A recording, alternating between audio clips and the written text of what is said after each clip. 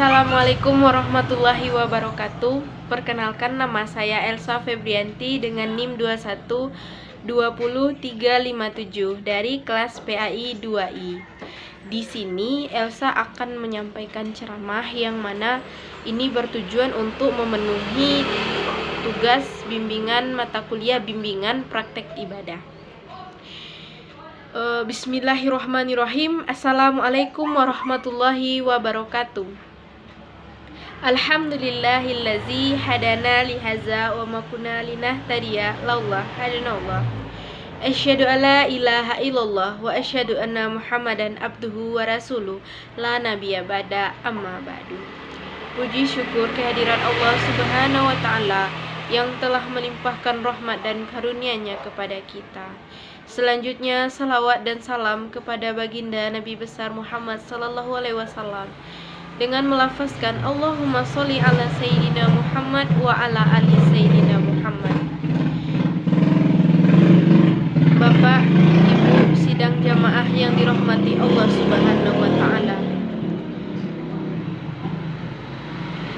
Ayat yang pertama turun ialah Iqra, bacalah. Bacalah ilmu tauhid, ilmu tasawuf, ilmu fikih, ilmu antropologi, ilmu fisika, dan ilmu-ilmu yang lainnya. Dengan catatan Bismi rabbikal ladzi khalaq, atas nama Tuhanmu. Kenapa? Jika kita cerdas tapi tidak diimbangi dengan iman, bahaya.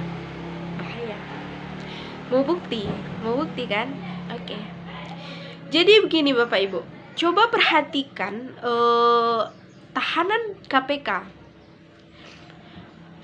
Mereka itu karena bodoh atau karena tidak sekolah? Oh, tidak.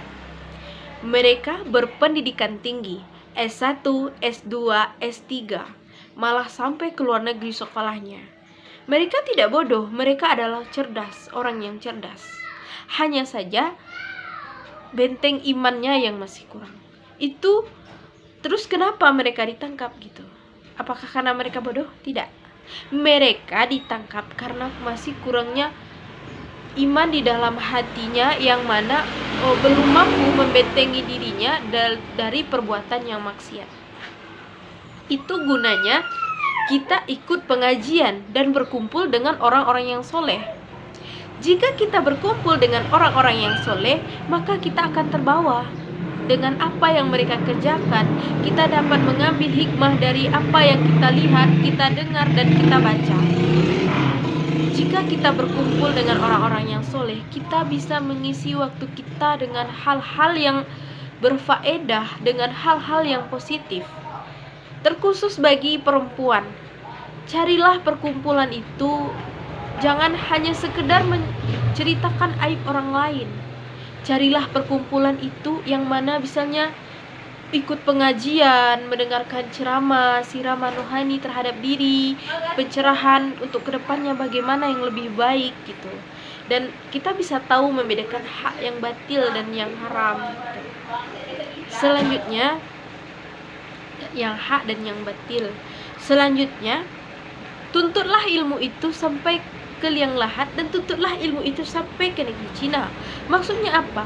Tuntutlah ilmu itu sampai sakaratul maut menjemputmu. Bahwasanya menuntut ilmu itu tidak ada batasannya. Tuntutlah ilmu itu sampai ke negeri Cina. Maksudnya apa, wahai Bapak Ibu sekalian? Seperti yang telah saya sampaikan sebelumnya, menuntut ilmu tidak ada batasannya. Makanya menuntut ilmu jangan hanya di sekitar lingkupan itu saja. Jika hanya menuntut ilmu di ruangan di lingkup itu saja, maka tidak akan berkembang secara mental dan fisik, sekaligus melatih kedisiplinan dan otak kita bagaimana kedepannya memiliki kemampuan yang lebih dari apa yang kita tahu. Dengan kita pergi keluar, kita bisa tahu dan melihat bagaimana situasi dan kondisi. Kita bisa belajar. Kita bisa belajar dengan apapun. Kita harus gimana ya?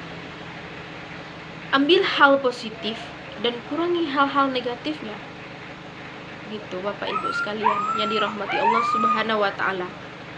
Dan yakinkan pada dirimu bahwasannya di depan sana ada kejutan-kejutan yang mana kamu tunjukkan kepada Allah bahwasanya kamu mampu gitu. Dengan bagaimana gitu. Tunjukkan kalau bahwasanya dengan usahamu, restu orang tuamu serta doamu, yakinkan pada dirimu bahwasanya kamu tuh hebat. Kamu hebat di bidangmu masing-masing. Jangan menjadikan orang lain sebagai patokan untuk dirimu. Karena yakinlah, apa yang kamu usahakan, apa yang kamu kerjakan belum tentu bisa dikerjakan oleh orang lain. Dan tunjukkan kepada orang lain versi terbaik dirimu. Dan selalu libatkan Allah dalam setiap posisimu. Jika engkau melibatkan Allah dalam segala posisimu, insya Allah hidupmu akan lebih tenang.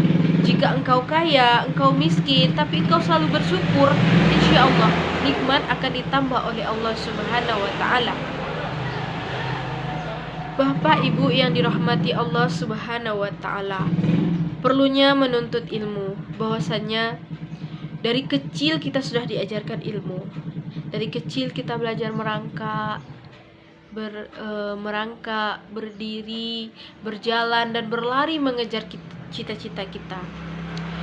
Butuhnya belajar dalam kehidupan sehari-hari, belajar agama, belajar bagaimana kepada yang lebih tua, bagaimana kepada yang lebih muda, bagaimana kepada yang sesama seumuran atau kepada yang lebih kecil. Penuh pengajaran Bapak Ibu. Dalam kehidupan kita sehari-hari pun kita bisa belajar apapun itu. Dari pengalaman pun kita bisa belajar Bapak Ibu. Jadi gunakanlah waktu Anda sebaik mungkin dalam belajar. Apapun itu jadikan pelajaran yang bisa menjadi amal buatmu untuk bekal di masa akhiratmu nanti. Hanya itu yang dapat saya sampaikan. Semoga apa yang saya sampaikan bisa diterima oleh Bapak Ibu dan menjadi motivasi untuk kedepannya lebih baik lagi dan menjadi manusia yang belajar akan apalah itu gitu, untuk yang akan datang, belajar dari yang masa lalu karena kita butuh belajar. Sekian, terima kasih. Saya akhiri dengan alhamdulillah, yakni alhamdulillahirabbil alamin. Assalamualaikum warahmatullahi wabarakatuh.